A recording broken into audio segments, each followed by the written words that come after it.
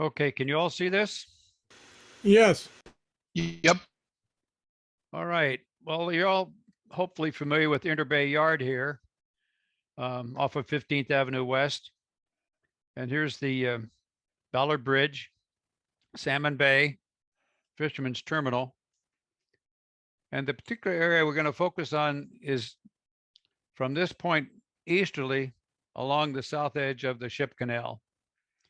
One of the things that's important to know is that this is related to an original railroad, the Lakeshore and Eastern, that was built north from Seattle to connect to the east, while the Seattle and Walla Walla built south from Seattle. And these were both attempts to connect to the outside world going across the Cascades. Well, the Lakeshore and Eastern was ultimately acquired by the Northern Pacific. So this trackage is partly related to that. This area was served initially by the NP, but then ultimately by the Great Northern coming out of the Interbay terminal here. So one of the things that I find interesting are these buildings, and the particular instance was the Bowstring Truss building. And here's the one that I worked with Larry Sloan on. This is the building that we were talking about the other week, a Bowstring Truss roof. And I've remembered this building. I've got pictures of it that we'll show a little later before it got painted and sort of cleaned up. All of my pictures are from the 1970s. In any case, the trackage left this area and went east. And here you'll notice an alignment that for sure looks like a railroad alignment. And that does relate to a set of structures that we'll look at later. There was a bridge across the ship canal here by the NP, by the Lakeshore and Eastern, that went over to the North Shore and served this industrial area. And then that trackage went all the way through Fremont on out past University of Washington and up along what's now the Burke-Gilman Trail to Redmond, ultimately down to Issaquah, and then ultimately ending up in Snoqualmie. The particular focus of tonight's chat is this area along here. This is Nickerson Avenue, and we'll focus on a couple of buildings here that I'm quite familiar with. We'll come back down to grade here.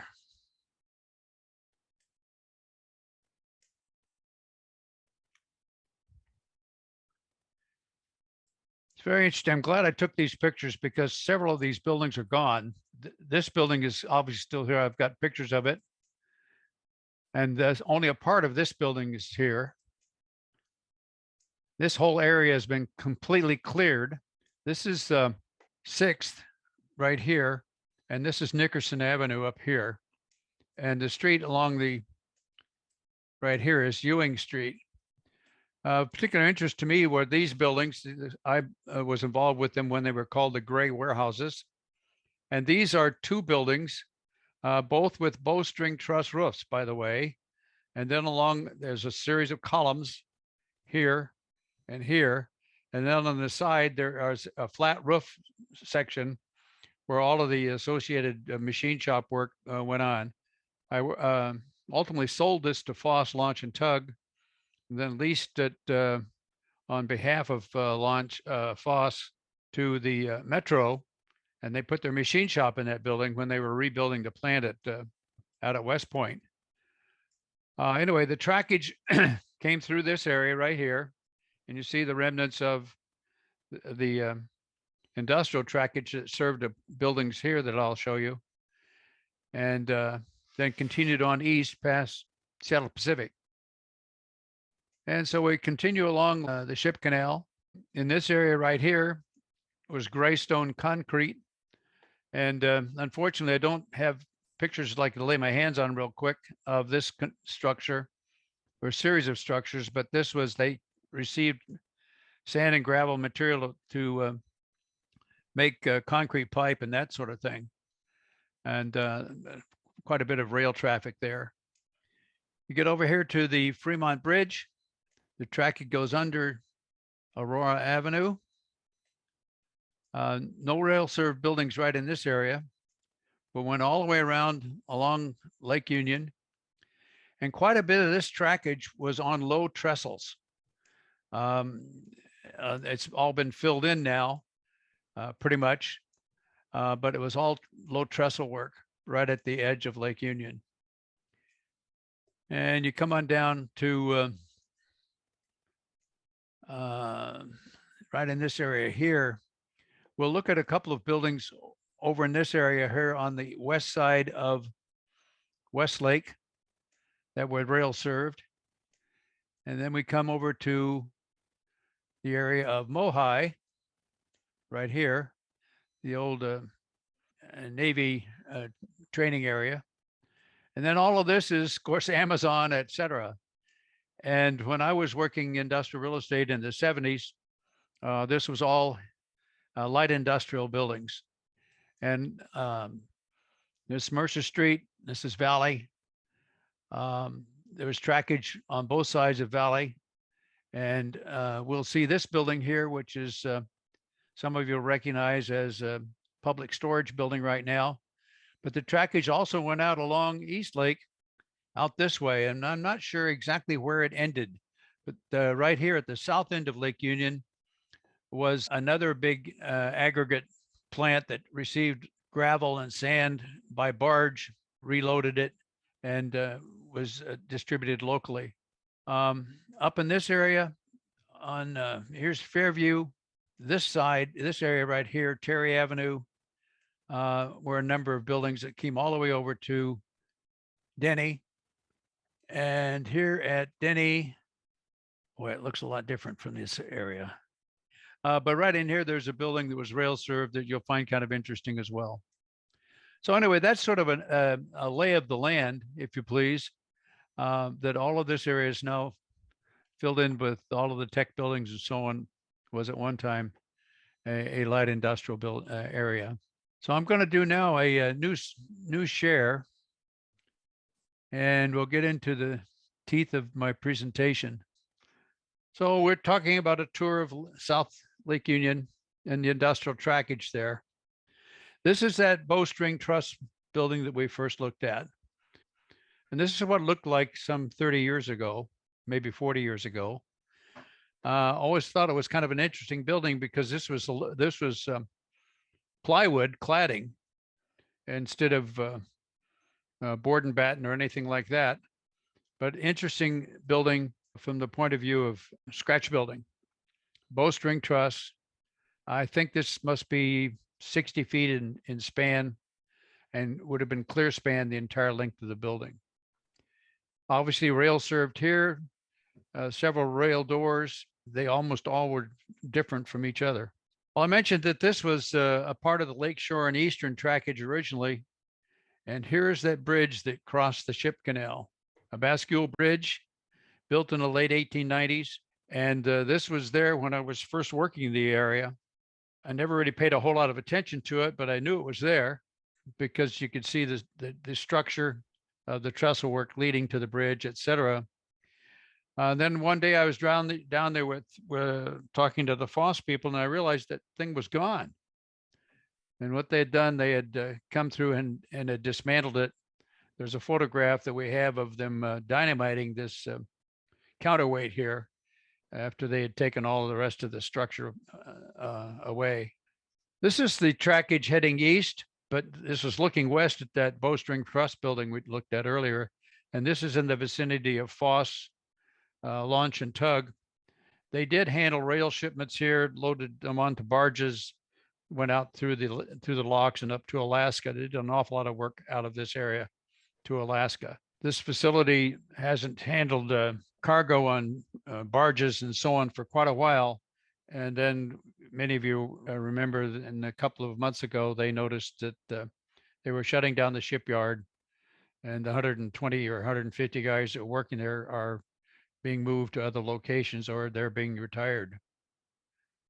So as we head east, this is the main line along the ship canal. Ship canal is over here on the right. This view is actually looking west, and these are those gray warehouse buildings that I mentioned earlier. They received rail with the dock right here, so they handled lumber material off flat cars here. When I got involved with it, it was occupied by Colonial Cedar Products, and that was their main place of business. I ultimately moved them to Kent and on acreage down there. I want you to pay particular attention to the weathering on some of these buildings, like this one. Anybody want to tackle something like this? It's just boards, thousands of them.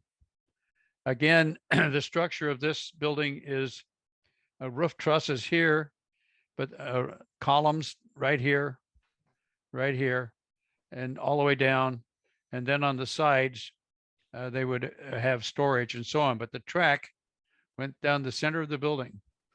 What was the name of that building, that company? It was Gasconay or Gascoigne Lumber Company. I thought this was a great building. And you can see the doors here are they ride on the track right here, and they are split, so the half goes here and half goes here. And you can see based on the weathering that the doors were open most of the time, because this wall and here were pretty much protected by the open doors. Just stuff to think about when you model some of these buildings.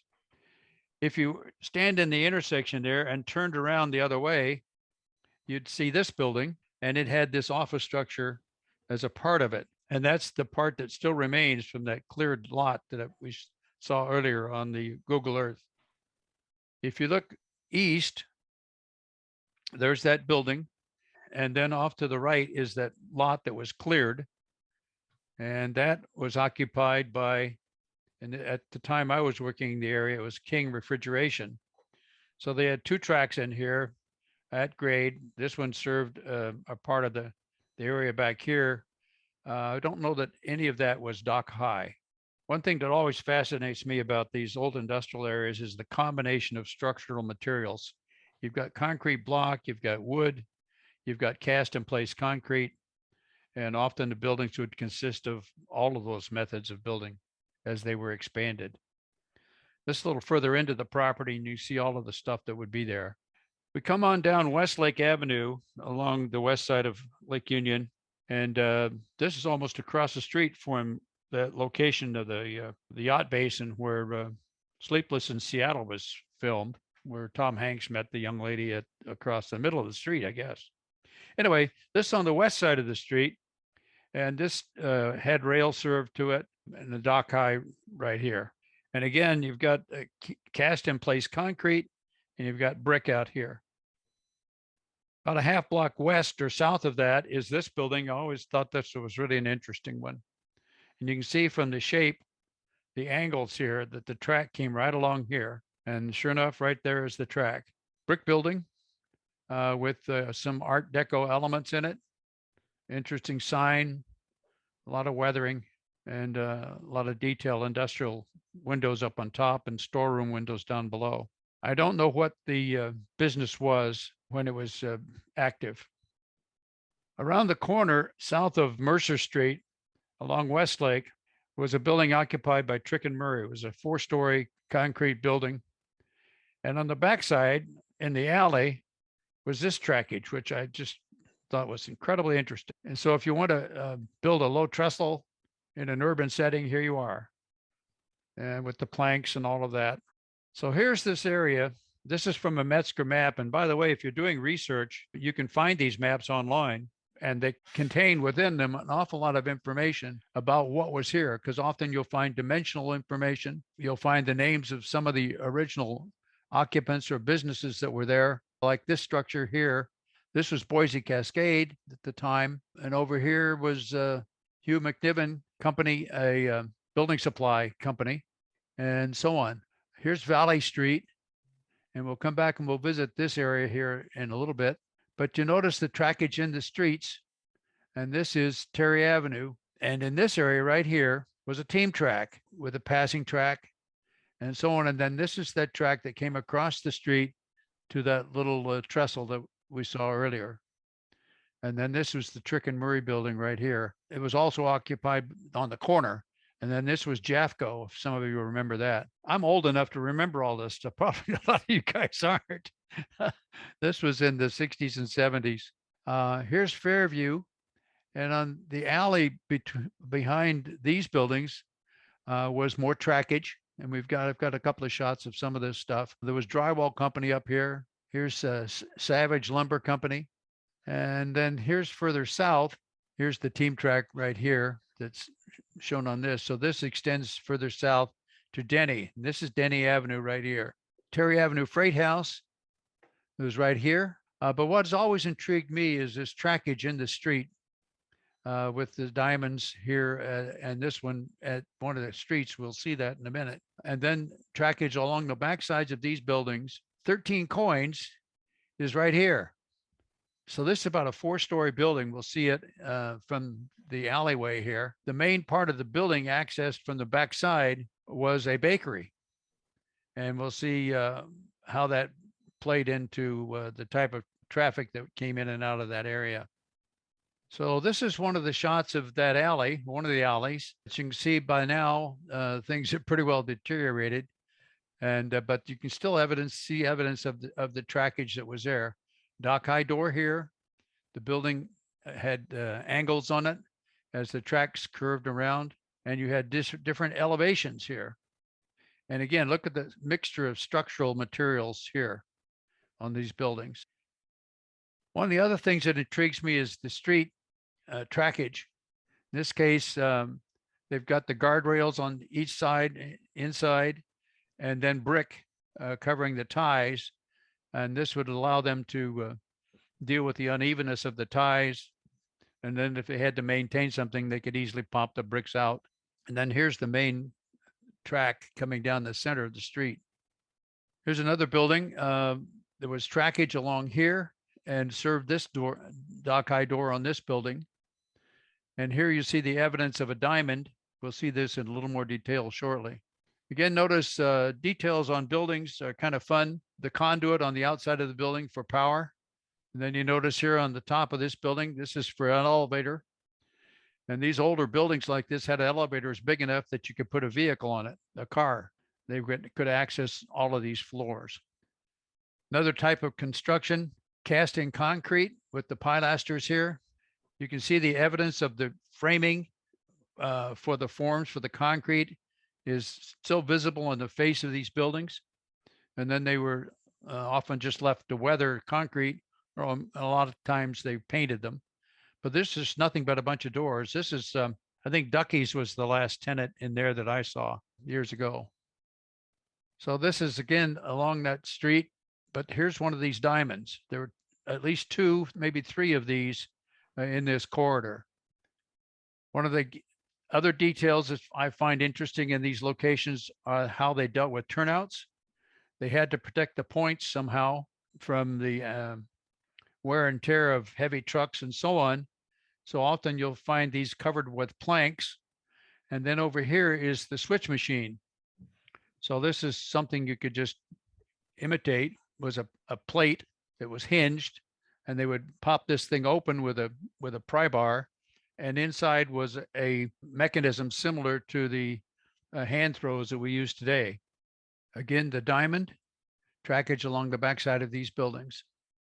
So here's some more detail that you'd want to put in a street. Most guys, when they build concrete or asphalt streets, forget to put in all of the potholes and repairs and changes made to the surface over the years.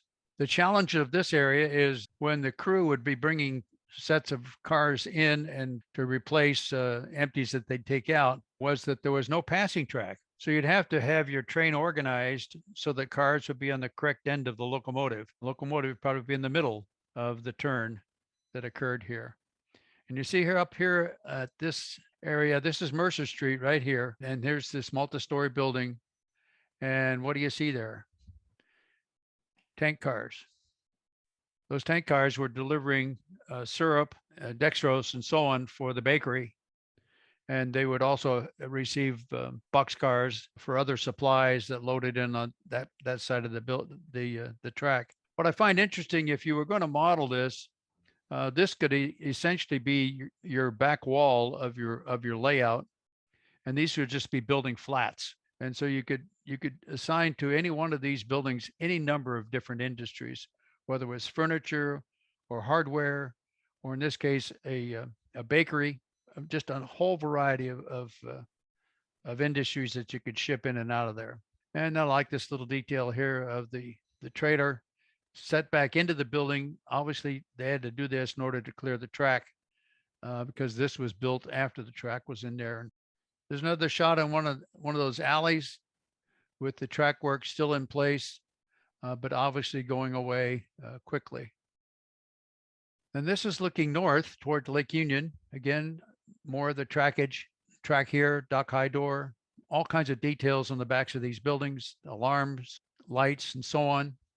And here's your trackage in the street. Again, this is the corridor we're talking about right here. Here's another way a turnout would appear. You got pavement on one side right up to the rail. The other side would just be landscaping or dirt, whatever.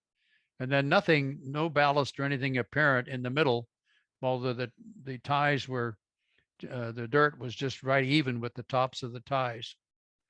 And again, here is your turnout mechanism, your ground throw.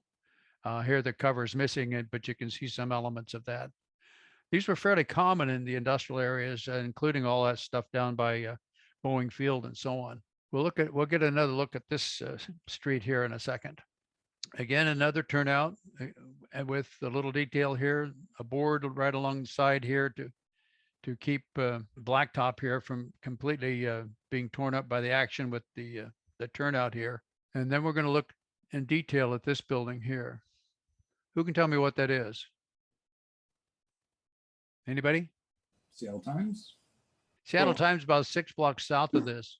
Russ, I think that was a Ford assembly plant. It was at one time a car assembly plant. And then at the time I saw it during all about 40 years or so, it was occupied by Craftsman Press.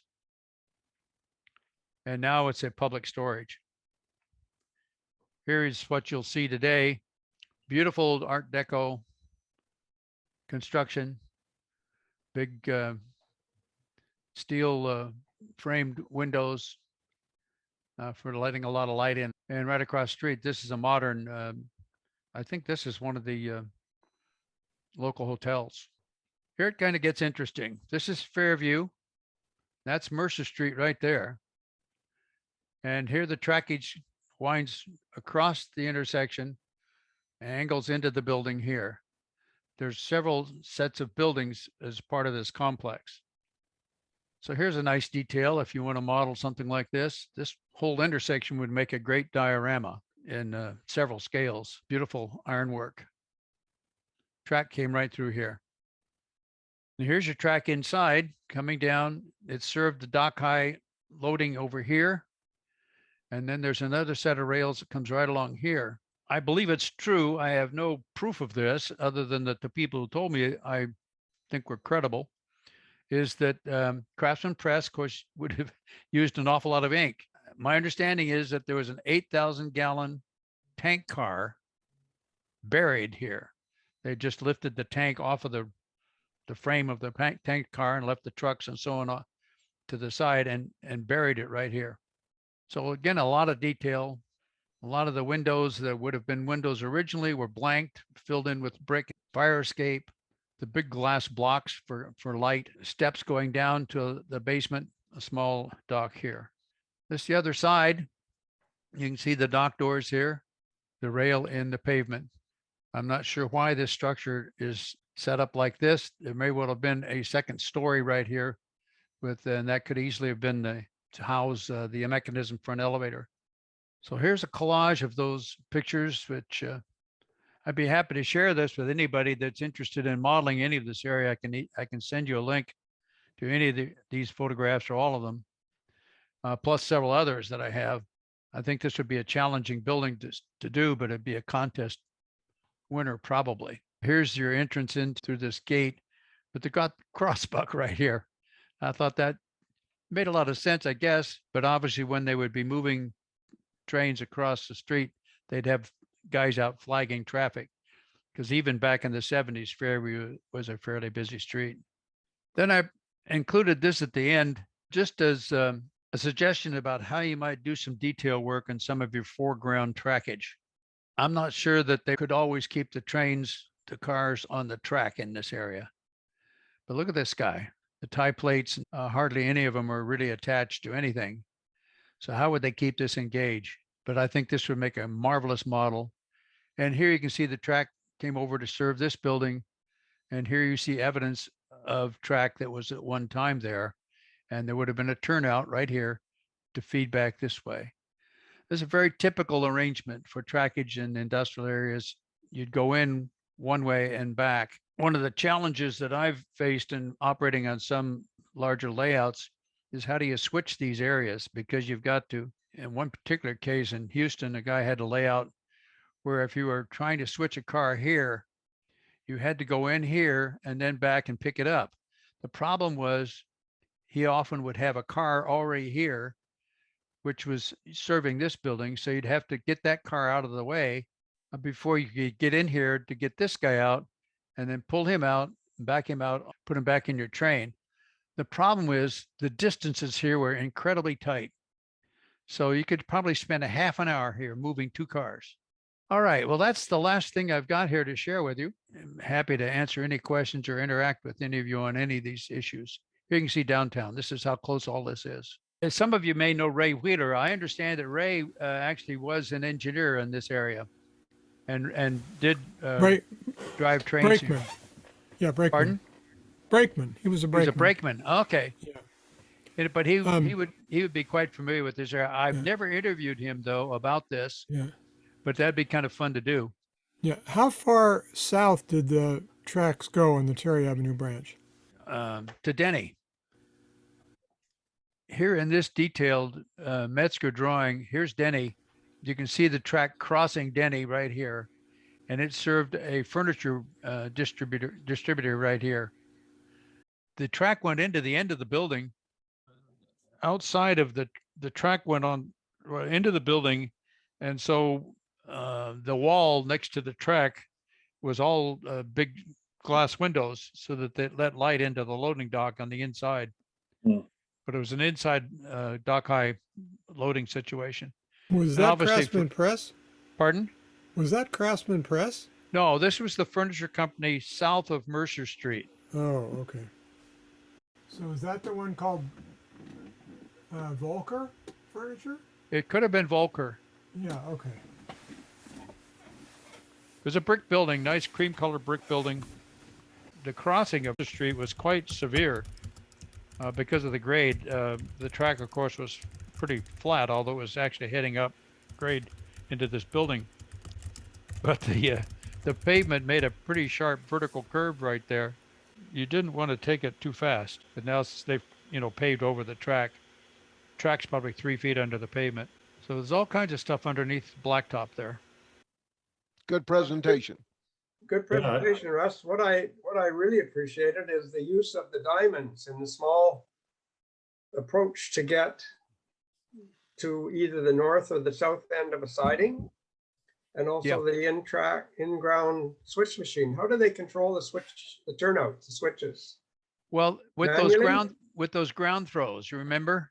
But they had to lift the cover up and physically get in and throw it. Yes. Okay. Here's a list. I'm just going to read out a list of the companies that Ray Wheeler told me that were on the branch around the late 60s. Let me know if you recognize any of these.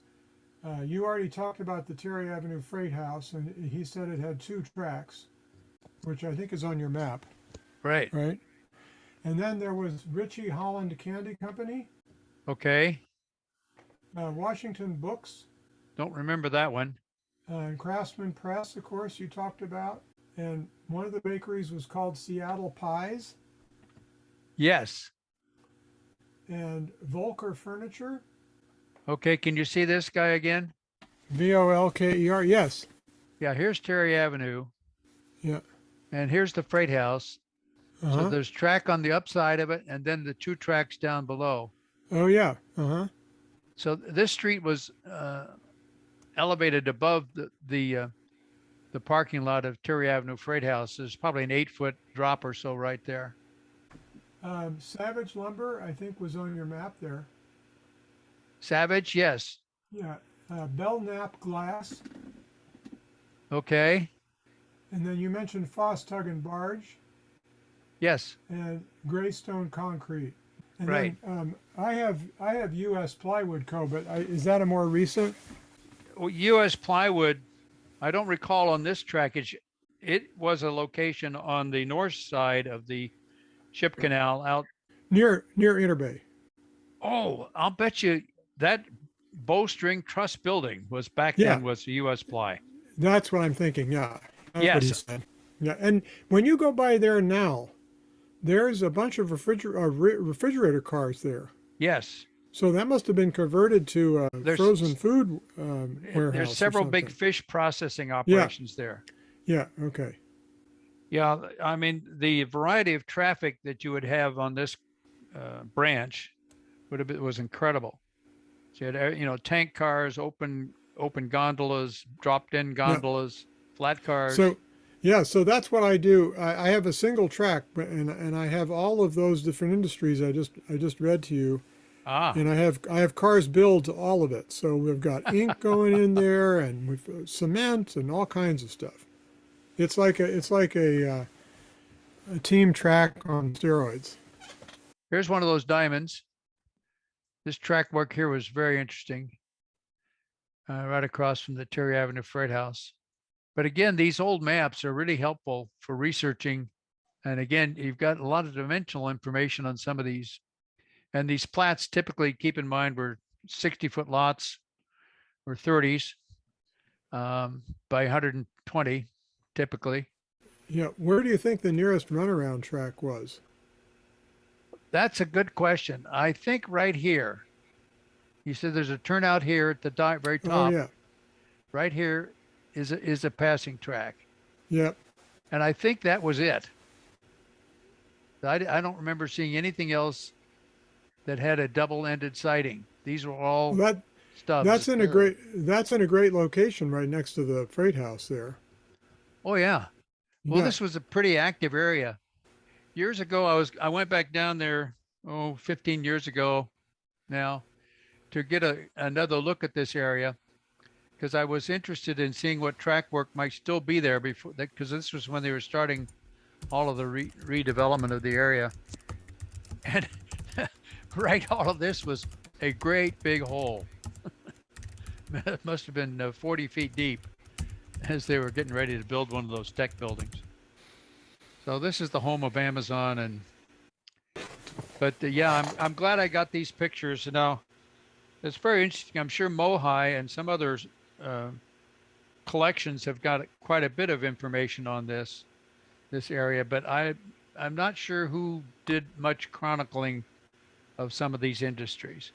I just wish I had shot a whole lot more. Yeah. I think I worked in a bowstring truss building for about 30 years, and it was located, if you go back north, it was located on Mercer. Then if you go east to Yale, Okay. there was a building there. It was electronic manufacturing called Ratelco, Oh yeah. and I worked in that building for 30 years. I'll be darned. There was a lot of light electronics in this area, and a lot of it related originally to the shipping, maritime industry, and all of the sonar and ship-to-shore radio and all that was Yeah.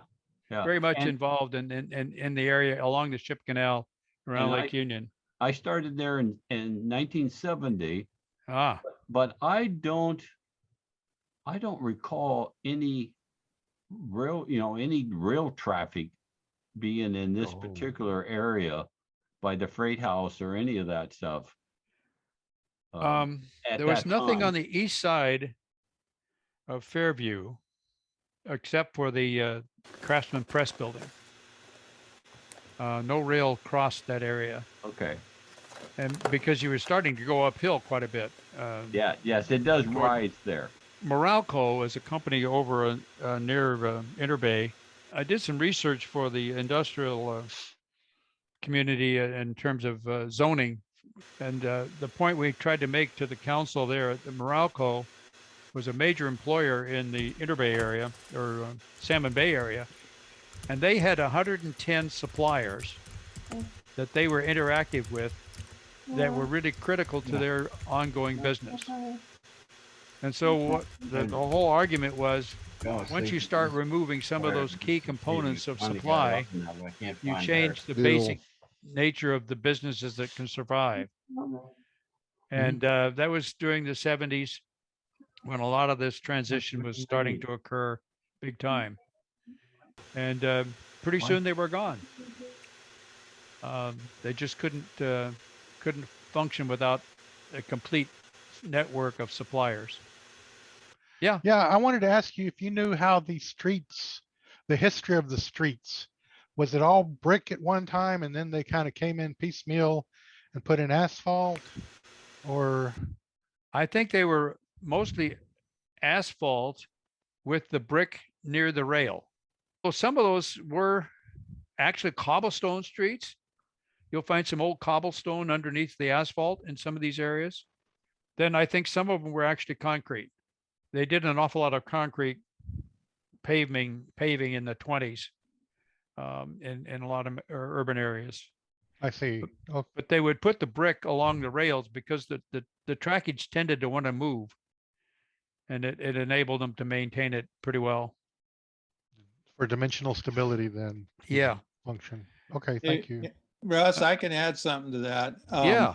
There's 100 years, a book called, I think it's called The 100 Years of Public Works in Seattle, published in the 60s. They had a section in there where they described the use of the various materials depending on the grade of the street. Back at the time, horses, and they got to grab onto something. The steeper they go, they need a little more grip there. Right. So the cobbles would be on the steeper ones, the bricks on the moderate ones, and then, other methods where it's more level. Absolutely. Well, yes, along East Lake Avenue on the east side of Lake Union, a number of those very steep streets are cobblestone, and they're still that way today. I noticed that on some of the steep streets on Capitol Hill too. Yeah. But I don't know how you would model some of this brickwork because, you get the sheets of brick from Holgate and Reynolds. I don't know if that's still available or not. Although there are a number of manufacturers that have come back into the market that are using lasers to cut brick patterns and that sort of thing. But the thing about it is most of this brickwork was pretty irregular if you look at it. So you'd almost have to carve your individual pieces of brickwork along the track. But I'm sure there's some guys who are anal enough that they would do that. Nobody here, of course. In St. Louis, they used a lot of wood on end, beams, whatever, 4x6, 4x8, 8x10, whatever, railroad tie size, and cut it off, maybe 6, 8, 10 inches and lay them endwise into the streets. And some of that existed until the 60s. So I would imagine, since the wood is a lot more plentiful, fir and such, that those would be pretty good. I think you would find that more in this area, since that was more plentiful than the brickworks back in the eastern and Midwest and East. So I would think that there's some wood. Well, and of course, then you have the problem with the moisture too. But if you have a good union supplied labor force that would make hay or work, and every 5 or 10 years they replace that. But anyway, that would solve the traction problem for the horses with the cleats on the horseshoes, and it would be pretty plentiful and likewise cheap material. So I would suspect that somewhere, between, underneath the several layers of pavement, that there's some old wooden substructure, let's say roadbed for the streets. May well be. I recollect that there was some news about some areas along Valley when they were tearing up the street to start building the transit or, the light rail there, that they found some old wooden tie plates in some of the buried trackage there. Hey, Russ, Alan Murray again. On the map books, it's interesting that the Metzger books you were showing there, we used them extensively in private civil engineering. You would get a subscription for the books that you owned. So there was, Everett and South Snohomish County and things like that. In your subscription, you would get printouts of new plots that have been Right. superseded the old maps, and then you'd have to glue them all into your book. It got a little nasty looking after a while, but that way you could keep up. It was kind of an expensive process. While you were talking here earlier, I did look online. Both Metzger and Kroll are still in business with stores, whether they have the individual sheets that you can buy 24 by 36 inch. Yeah, those books must binder. have been, the Kroll books were, I'm going to say 30 inches by 20, 24. Yeah. Great big things. And so essentially you'd have a section on one, half a section per page. My first job at the Milwaukee Railroad, I was a draftsman there for 5 years. And I see Scott here.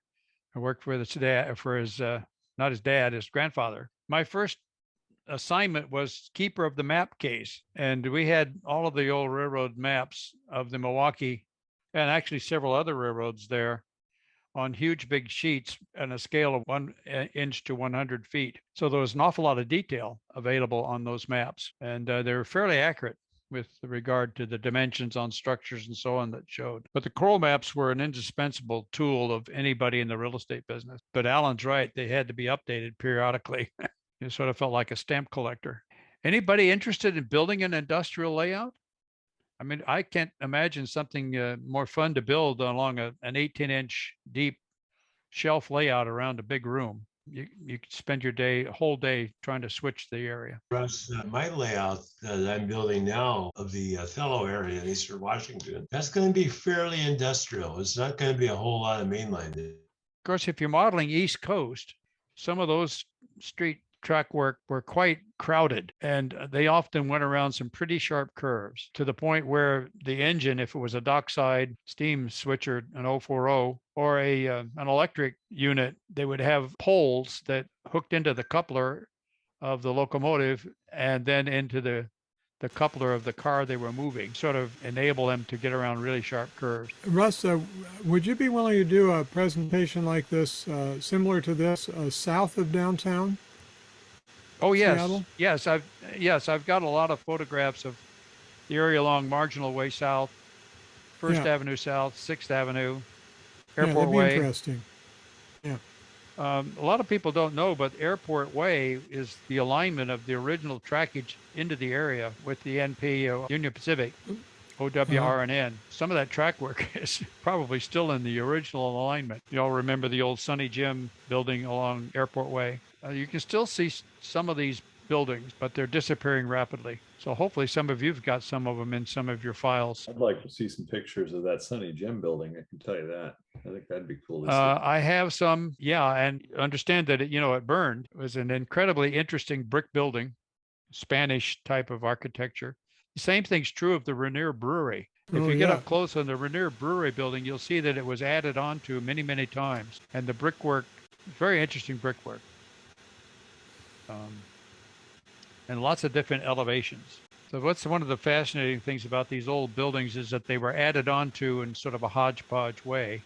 They were not at all uniform like the concrete tilt-up stuff of the valley. Doesn't the tax collector have files with pictures of buildings throughout history? Probably. But again, a lot of that stuff took so much space that they've trashed an awful lot of it. More valuable, the more critical stuff they've digitized or, put on microfilm. But a lot of it just disappeared. I mean, the guys, for instance, at the archives will tell you that a lot of the stuff they have there was retrieved from getting tossed in the dumpster, as a lot of the stuff was just hauled out and dumped. By the way, there is a program Sunday afternoon at 2 p.m. at the museum in Burien, which is just west of the archives, on Seattle trolleys. A brand new book by a fella, pretty well researched. And Byron, you probably saw the photographs. So there were a lot of it was stored in the archives. The author will be there. Hey, I'm just curious, would you have any pictures or did you have anything to do with the marshalling complex down in Kent in the late 60s, early 70s? Well, when you speak of marshaling, are you speaking of the track work? Well, like the auto. Yeah, yeah, because it used to be the air. I believe that used to be an airstrip before. Well, yeah. When I went to work for the Milwaukee, they handed me the files. They had just purchased the Kent Airport, Okay. and this is one of well, actually, Joe Greer was the prime mover on that, who was the boss on the West End. They handed me these files. There's a stack of stuff about 8 or 9 inches high, and it was all of the ownerships that they had picked up. And my job was to get rid of what was left there. And we had several demolition contractors coming in and taking the buildings down. We hired Mario Segali's company, Segali Construction, to fill the area. There was 110 acres or so of the old Kent Airport, just north of 277th and in the Kent Valley. They filled it to about 8 or 9 feet of material to basically preload it and to compress the ground. And I recall very well being out there one day with some of the other guys from the real estate department, watching what they were doing. And when the big belly dump trucks that were doubles would roll past you, they would be 50 feet away. You could feel the ground move because it was somewhat like thick jello until it compressed. Preloading was very common in the valley. Over the span of 6 to 8 months, it would compress ground anywhere from 18 to 24 inches to get down to a stable pattern. But the other thing, I was of course interested in model railroading back then, and I convinced them that we ought to do a mock-up of the layout of the yard. So I bought a 4x8 sheet of plywood and took it into the office, and we had it in one of the work areas there. And I cut little mock-ups of the trucks to haul the auto racks.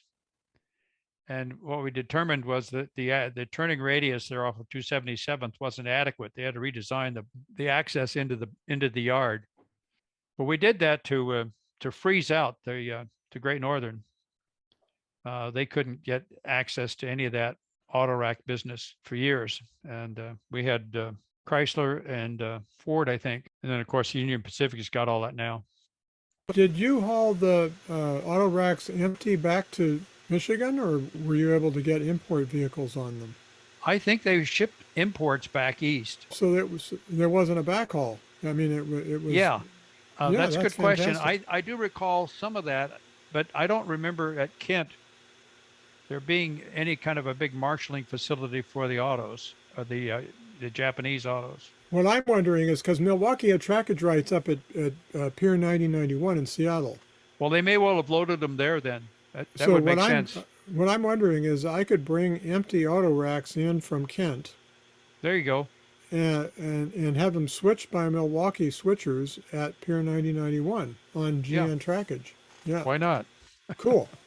Well, I do know in the 70s, I was very, very young, but my grandfather did do a lot of traveling over to Japan to talk with the auto manufacturers. What about, I don't know, but I never understood as a young kid why my grandfather was going to Japan to talk about railroad stuff. Right. So that now we know. Now we know. Yeah. That makes a lot of sense. By the way, another little interesting industry down there is actually served by the Great Northern, or BNSF, is the White River Mill. I'm not sure it's still there on 277th. What kind of a mill? It what kind of a burned. mill was it? Did it burn? Yeah, Okay. it burned. So 3 or 4 years ago, it was feed mill coming in for the farmers in the valley. Right. Right. BNSF brought in covered hoppers, unloaded feed. It was very active because there was an awful lot of switching there. Now, it's interesting how the industry evolved with auto racks and that sort of thing. But the Milwaukee was kind of a leader in some of these applications. Milwaukee Motor Transport had their facility off First Avenue South, just south of the Spokane Street Bridge. Many of you would remember Compton Lumber down there was built. Their facility was right on some of that MMT property, And the rails are still in the street actually there. And Compton, of course, has moved up on 4th Avenue, but that was very interesting. And they were loading, I guess they were like 30-foot trailers onto flat cars back in the 60s. And this was before containers, of course. Were those special flat cars? Or just I don't regular know that. Well, 50-foot? they had tie down gear on the space on the surface. Oh, of the- yes. but they were not those specialized ones like they had back east. No, but so they were just like 50-foot or 40-foot flat cars. Yeah, 40-foot flat cars, and I think there was like a 30-foot box. They didn't cover the whole car, but they loaded them with forklifts. Basically, they didn't have a ramp. That's a tight little industrial area as well, with trackage similar to what you find up on Terry Avenue with switchbacks and so on. Where was Compton Lumber before it moved? It's 2 blocks. It was the first cross street south of Spokane Street off 1st Avenue South. On the east side? West side. Crosscut Lumber is across the street. What's there now? I don't know who took the Compton space. Okay. It's all been demolished. I don't know Yeah. what they're building now, but it was demolished in the last year or so. But it's There was a south. big, It's all, there was a big taxidermy or operation on the very north of that. It was a block to a block and a half west of First. And you felt like you're going down some funny alley going down that street. Yep. Yeah, we can do a tour of the south end. yeah, let's do all that. the way down to Marginal Way where the trackage stops by Boeing. I also have video that a friend of mine, Bruce Hanley, shot with me. He had a power boat, and we took the boat down the Duwamish all the way down to the Highway 99 crossings. I video both sides of the Duwamish. So anybody interested in bulkheads and that type of detail along a waterfront, I've got good video of all that. And what's amazing, what you see from the water is quite different from what you see from the street. But Also, Russ, I was gonna ask, do you know what year that bridge across the ship canal was demolished? 76. Okay. Kent Sullivan, a friend of mine, some of you know him, is a real good researcher on the Northern Pacific, and he turned me on to the photographs of that bridge. What's interesting is part of the southerly approach to the bridge still exists as a structure because they were on spans, I think like 14, 15 feet between the trestle bends. They built siding on it and used it for covered storage, and it's still there. About where would this be? It was along Ewing Street, probably half mile east of 15th Avenue. Didn't it come almost straight off where the BNSF fuel docks are now at Interbay? Well, yeah, it curved around to the northeast.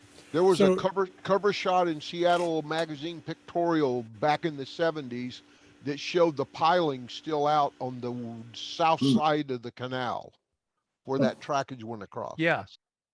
Yeah, here's the part of Interbay.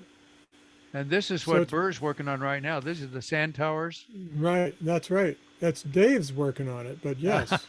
Yeah, we're gonna have all 5 of those sand towers. Yeah, there you go. But then this is all the engine facilities here. And then of course this is 15th and the curvy buildings. But this is a big fish processing operation right here. Right. And so you'll find those big long mechanical reefers on the trackage You can see here. them. Well, right there. Right in the picture. That's as far as the truck goes now.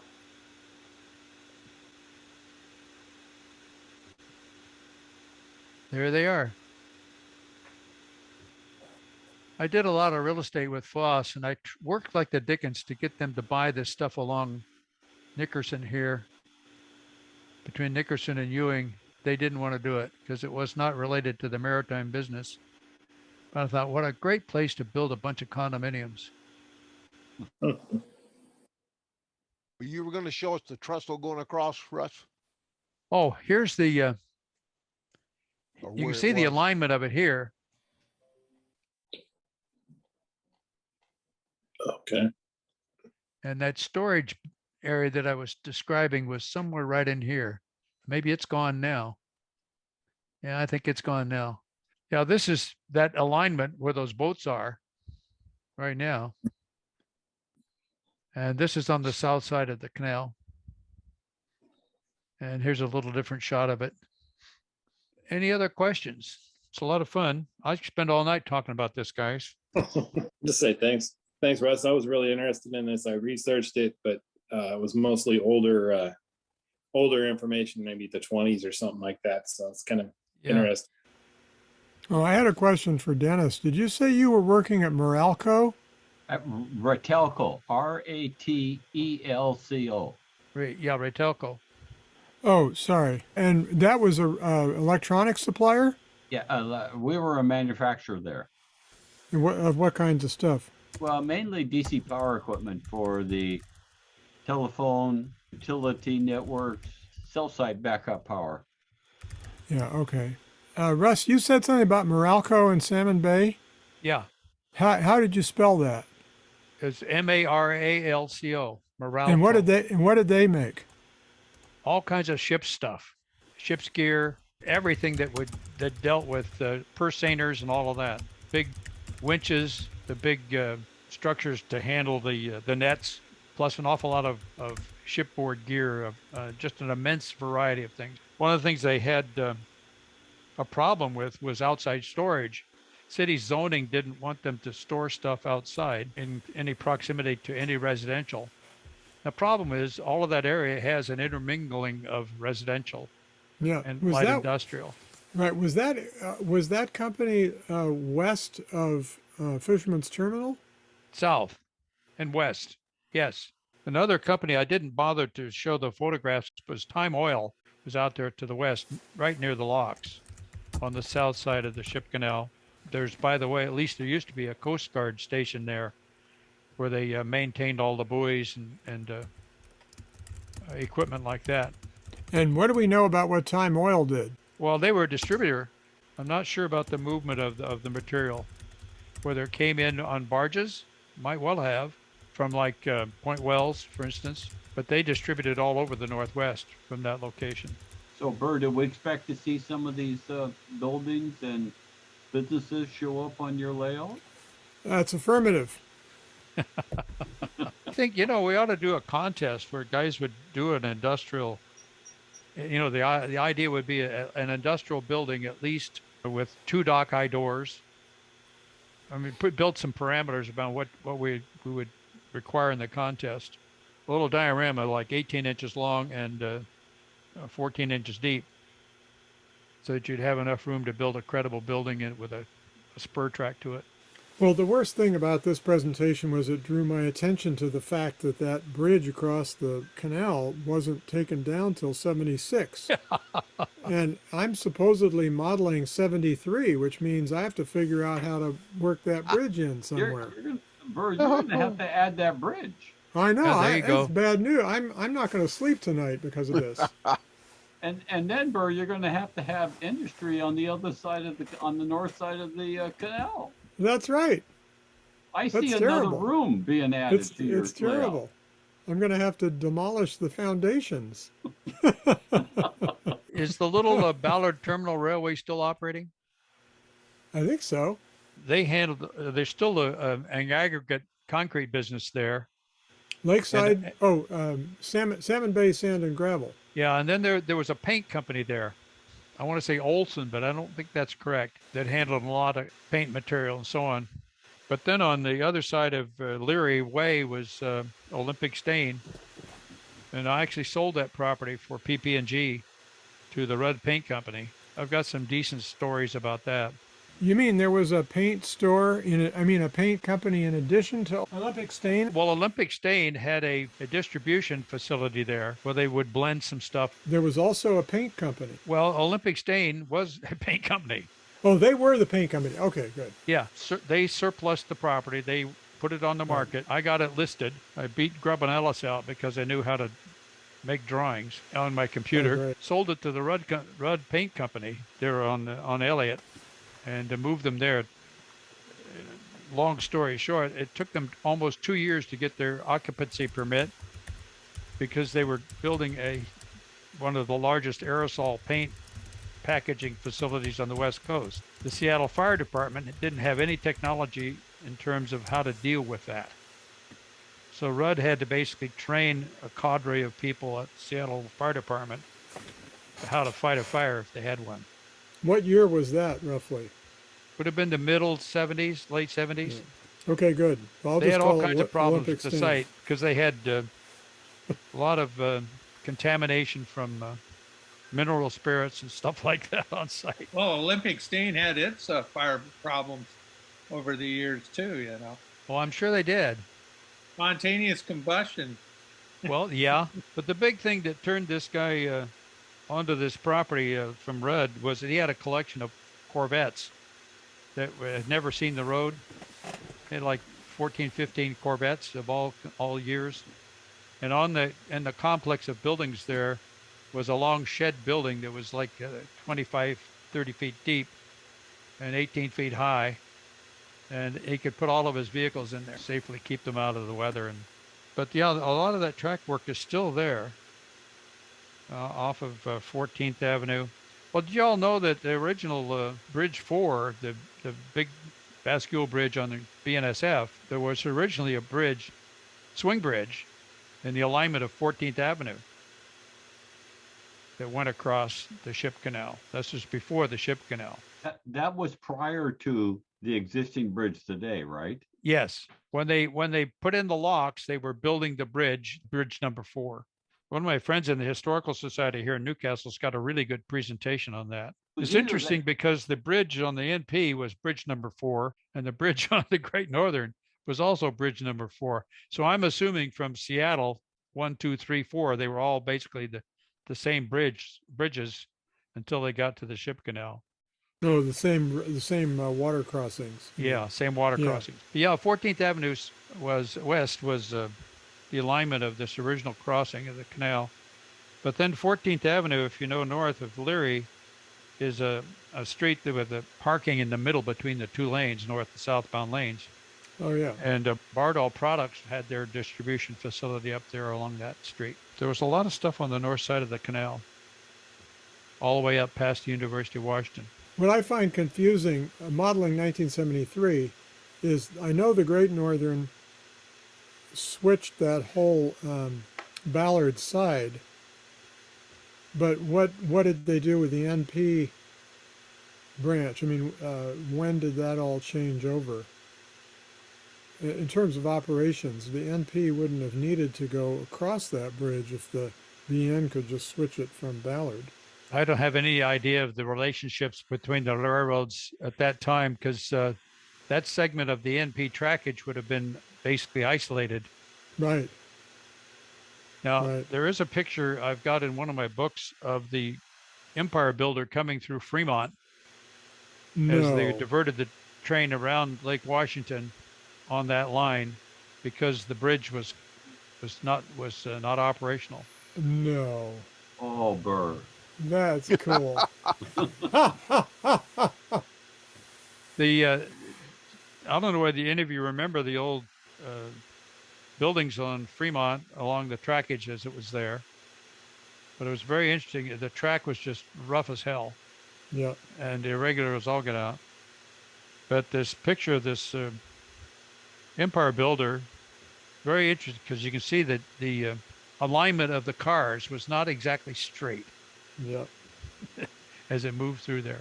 So well, thank you, Russ, for a very informative presentation tonight. Lots of fun. I hope some of the rest of you guys have got some stuff like this, and dig it out and let's get it shared.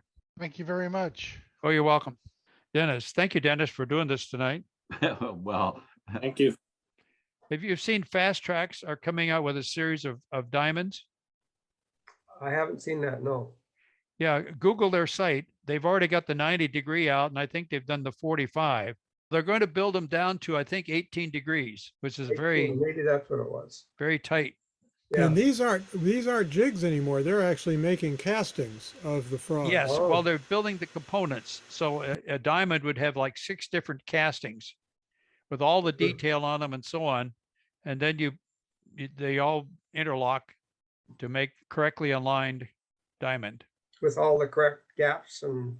Yes, all the tie plates and, angle bars. Thanks for your presentation. Talk to you later. My pleasure. Take care, guys. Good night.